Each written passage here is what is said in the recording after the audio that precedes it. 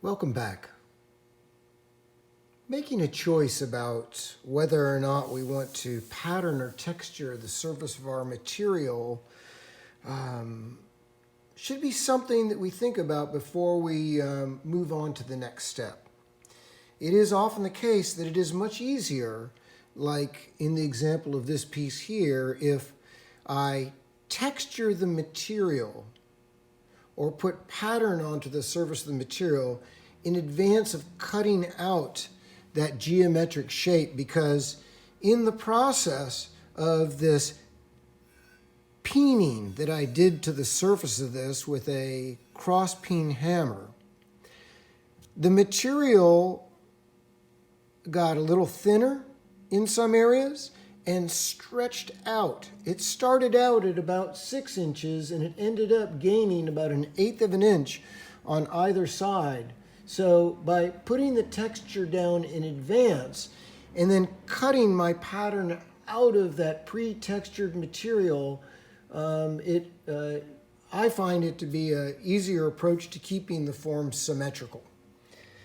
But let's say that we're going to jump right into cutting this piece out to sink a bowl. I've got a piece of 16 gauge dead annealed copper, and we'll talk a little bit more about the idea of annealing and work hardening as we get a little further along in this process. But for now, I want you to know that off camera, I took a compass and went ahead and I described a circle of the size that I was interested in on this sheet of copper. If this was a form that I frequently made, then I might well make the investment of cutting out a blanker pattern out of plywood, and then I could just lay that down and scribe right around that or mark around that, and that would minimize the need for using a compass, and so that would expedite the production of multiples of an object. So, if let's just say for the sake of argument, if I was going to make a dozen of these, it would be, in my mind, well worth the investment of cutting out a pattern in advance. But let's see what we've got here. I've got my circle, which I ran out with a compass. And then just for shits and giggles, I went ahead and took that compass and moved it to any point on that circle, struck a line, came over, struck a line, and that will equally divide that circle up into 6 parts. It's not something we need for this particular project, but accurate measuring and marking on circles is kind of a tricky business in and of itself. So now that I have my circle described, the circle is of a circumference that is generous enough to allow me to be able to use these straight cutters or yellow-handled aviation snips. But if you remember from our introduction of this tool, that every time we cut through that piece of material, the offcut is deflected or bent out of the way. The thinner that offcut is, the easier it is for it to be pushed out of the way. But when it comes to offcuts as we're cutting out the circle, and we're having to push large areas away as waste, that can really work your hand. It makes it harder to turn and cut at the same time. So my trick for that is that I come in and just rough the form out and knock off those big chunks like this with rough straight cuts. So let's jump in and do that.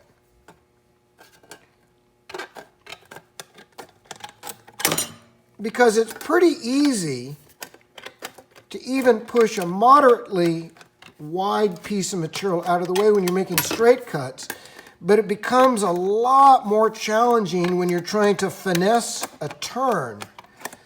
And so, again, my thing is, unless you're trying to really be ultra conservative about your material, then just rough that out to start, right? And you can see as I started to push through that wider piece, you know, it really was pushing back a lot. These things have wicked sharp ends on them. If they dropped to the floor and sat on the floor like that and you stepped on that, that would go up through the bottom of your Chuck Taylors like nobody's business. So be very mindful of those sharp pieces that are coming off our material. Now that I've got the bulk of that knocked out of the way, I can come back in and I'm going to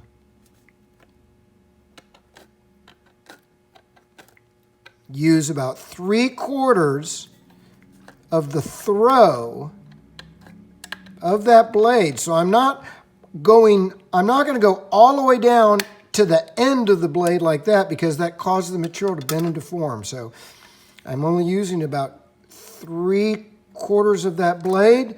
This would be a really good place, good time to use material handling gloves because as we come around and are gripping onto the part that we've cut away, you'll find that that can be a very sharp edge. Again, you see how even here I'm having to slow down because it's taking a lot more force to push that wider piece out of that wider section out of the way as I advance. And then if that curl that's coming off there is getting in your way, then, you know, you could just come in and knock those curls off the end of it periodically. It might also be that it needs to be just pushed to the side slightly like this. Just, again, to get that out of your way so that you're having to move less material. And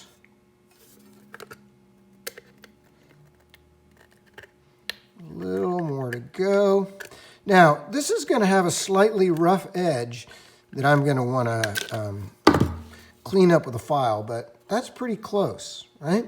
And again, on the bottom side, I don't know if you can see the shine coming off of these little burrs, but that's something we're going to want to remove, and that can be wicked sharp. Let's hit that with a file.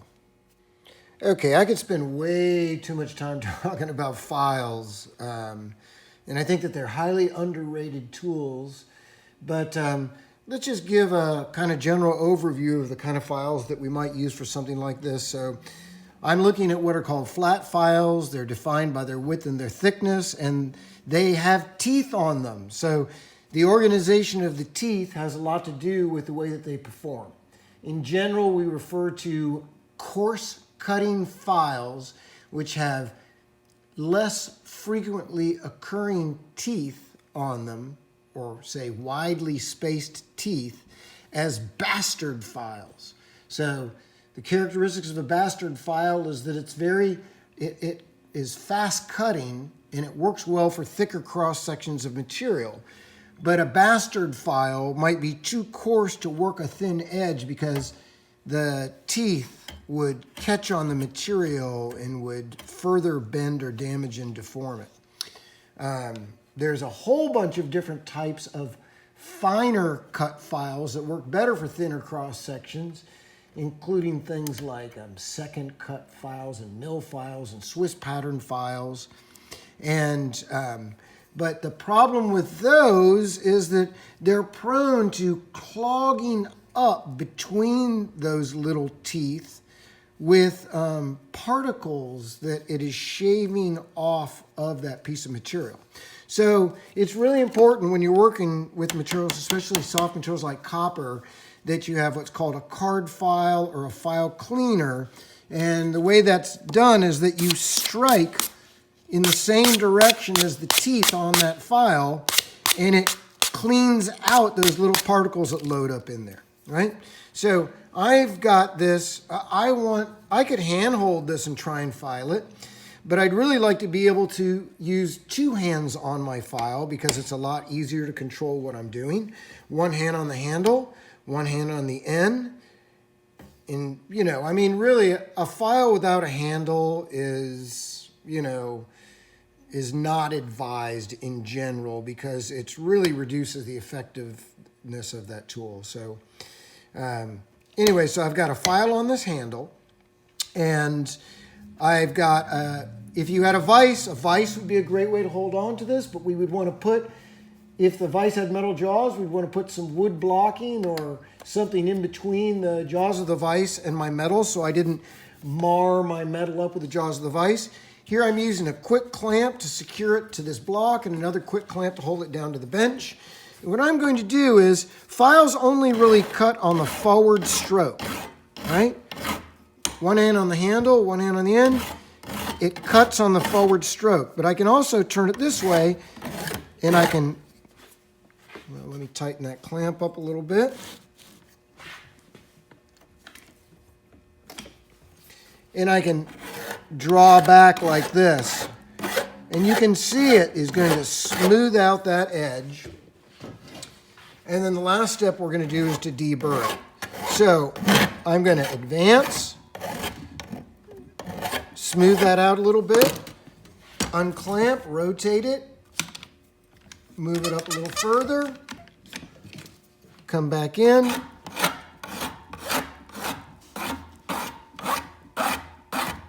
until I work my way all the way around that piece. Now that I've got that edge cleaned up, this was my top side. As I cut through, it pushed a little burr around that back side. So now I want to remove that little burr, so I can just overhang this slightly and just work my way around.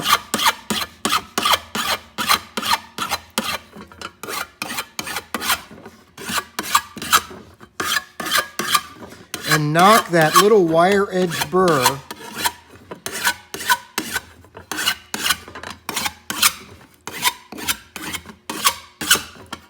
off all the way around.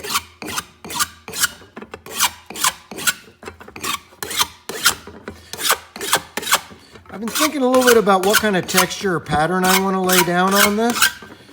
And because I am going to texture it, I may have to come back and clean the circle up a little bit on the edges, so I'm not worried about it being absolutely perfect at this point.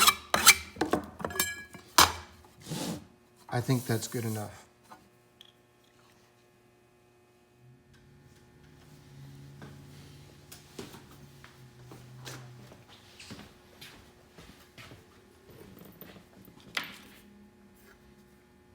Old stumps like this make for great work surfaces for texturing and patterning non-ferrous materials like copper sheet, but they also make excellent forms to be able to sink down into.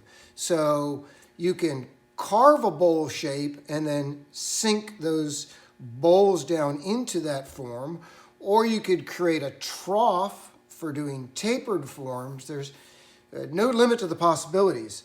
But this is a piece of honey locust, and again we've got end grain presented up. So the combination of that end grain and this species of honey locust together make for an excellent work surface because it has a high resistance to impact and a high resistance to wear. So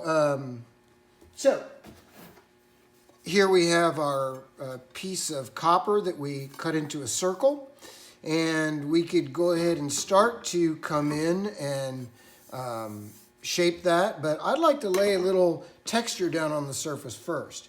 And you can use almost anything to create texture on the surface of a piece of metal like this, but anytime I'm going to be impacting a piece of material like this, I'm going to want to have on ideally vibration dampening gloves, proper eye protection, and if you wear a watch like I do, take it off because the vibration is highly destructive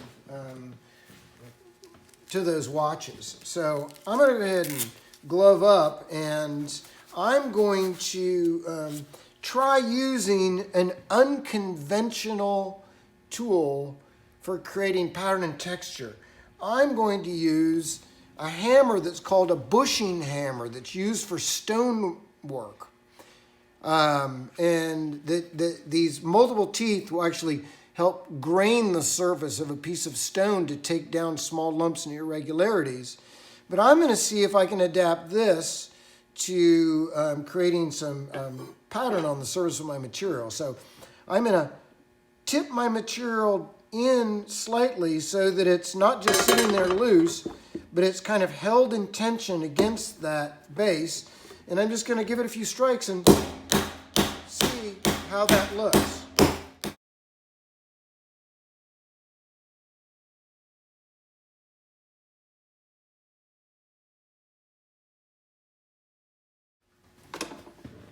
Okay, well, I'm pretty happy with the way this looks.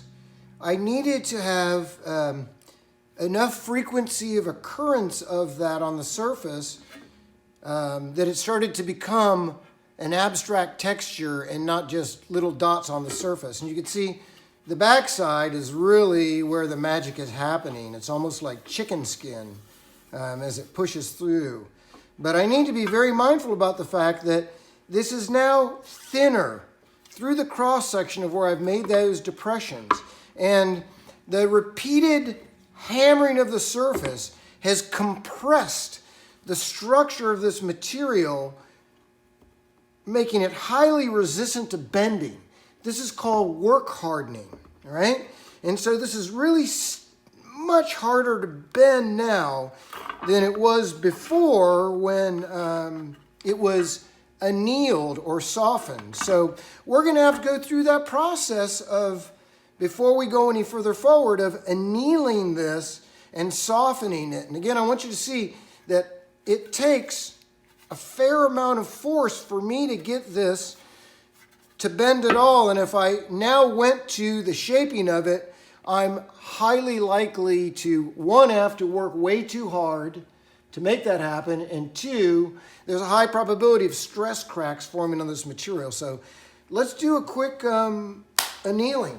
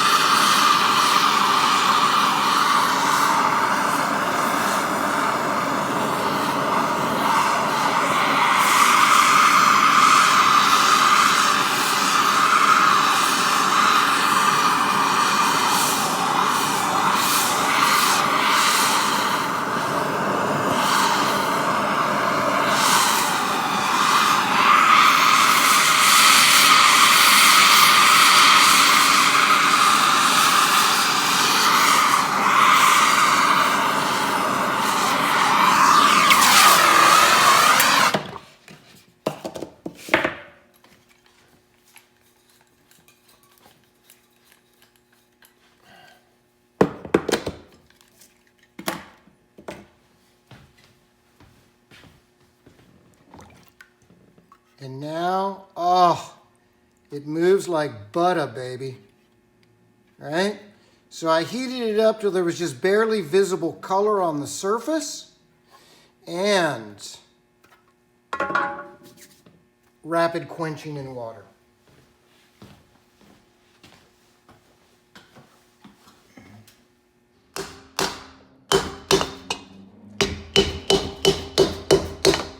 I'm going to go and clean up that edge a little bit.